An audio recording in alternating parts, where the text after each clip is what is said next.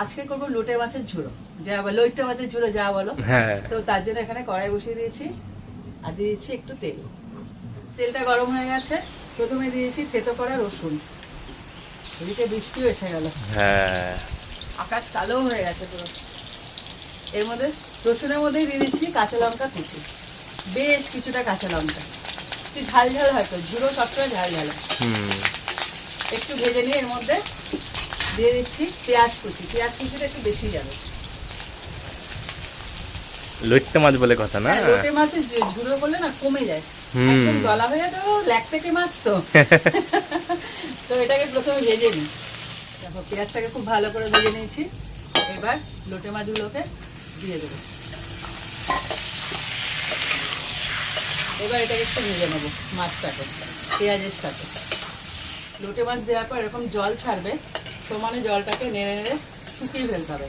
এখনো মশলাপাতি করবে না, দেখবে লোটে মাছ একদম ঘেটে যাবে। শেষে যখন জলটা কমে আসবে তখন গিয়ে মশলাপাতি অ্যাড করতে হবে। কিন্তু এখন যদি লবণ দাও, পরে গিয়ে এই পরিমাণটা বুঝে যদি দাও, তাহলে লবণের পরিমাণটা বেড়ে যাবে। তো আস্তে আস্তে ওটা পুরো জলটা শুকিয়ে নেবে, মানে ভেজে নেবো আর কি। দেখো জলটা পুরো শুকিয়ে গেছে। ঠিক এই সময় সমস্ত মশলাগুলো দিয়ে দেবো। প্রথমে দিয়েছি লবণ, হলুদ গুঁড়ো, একটু জিরের গুঁড়ো, আর এটা যেহেতু লোটে মাছের ঝুড়ো একটু ঝাল হবে, ঝাল লঙ্কার গুঁড়ো উঁচু করে 1 চামচ। এইবার শুধু নাড়ার পালা, যতক্ষণ না পুরো একদম ঝুড়ো আর শুকনো শুকনো হয়ে যাচ্ছে ততক্ষণ পর্যন্ত এটাকে নেড়ে যেতে হবে। তোমাদের কাছে ধনেপাতা থাকলে দিও, তবে আমার কাছে আমি পাইনি, দুঃখের বিষয়, এই ধনেপাতাটা দিতে পারছি না। দেখো এটা পুরো রেডি হয়ে গেছে। নামানোর ঠিক আগে হাতে তৈরি একটু গরম মশলা দিয়ে দেবো।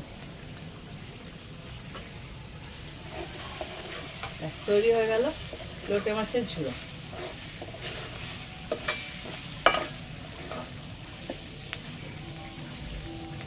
ঠিক এরকম ঝুরঝুরে করে নামাবে।